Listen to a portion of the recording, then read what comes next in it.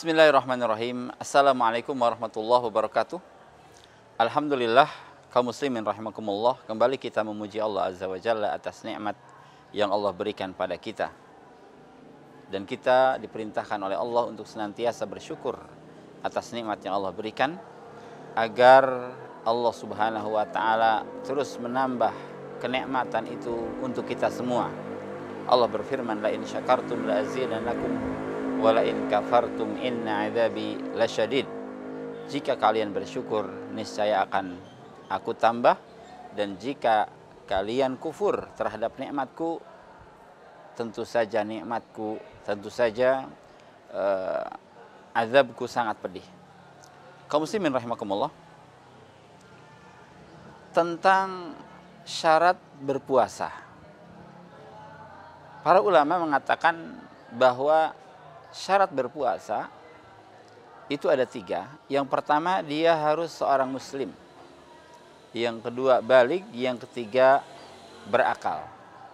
Tentang muslim, dikarenakan orang kafir itu tidak akan pernah diterima amal solehnya, dan berpuasa adalah amal soleh, maka seseorang yang ingin berpuasa, dia harus beriman kepada Allah Subhanahu wa ta'ala. Tentang berakal dan sudah balik, ini berdasarkan hadis Rasulullah SAW. Beliau bersabda, rufi'al qalam an thalathah, bahwa catatan taklif, catatan pena itu diangkat dari 3 orang. Anin naim hatta yastaiqidh, dari orang yang tidur sampai dia bangun. Wa anis sabi hatta yahtalim, dari anak kecil sampai dia dewasa. Wa anil majnun hatta ya'kil, dan dari orang gila sampai dia berakal. Maka di sini berpuasa itu harus dilakukan oleh orang yang berakal, dan juga oleh orang dewasa. Anak kecil diperbolehkan berpuasa, tetapi mereka tidak diwajibkan. Kaum muslimin rahimakumullah, selain muslim, balik dan berakal, orang yang berpuasa pun diharuskan dalam keadaan sehat, tidak dalam keadaan sakit. Dan mereka dalam keadaan mukim, tidak dalam keadaan musafir. Untuk orang sakit, ketika sakitnya itu diharapkan kesembuhannya, maka dia bisa mengganti di hari yang lain. Ketika sakit itu tidak diharapkan kesembuhannya, maka setiap 1 Ramadan ditinggalkan, dia harus mengganti dengan membayar fidyah, memberi makan kepada 1 orang miskin. Ketika 29 atau 30 hari Ramadan ditinggalkan, maka dia harus memberi makan 29 atau 30 orang miskin. Adapun musafir, maka dia boleh memilih apakah melanjutkan puasanya ataukah dia membatalkan. Ketika dia melanjutkan puasanya, maka dia tidak ada kewajiban mengqadha. Tetapi ketika dia membatalkan, dan itu diperbolehkan dalam syariat, maka dia diharuskan untuk mengqadha di hari yang lain setelah bulan Ramadan usai. Kemudian, khusus untuk wanita, dia pun harus suci dari haid dan nifas.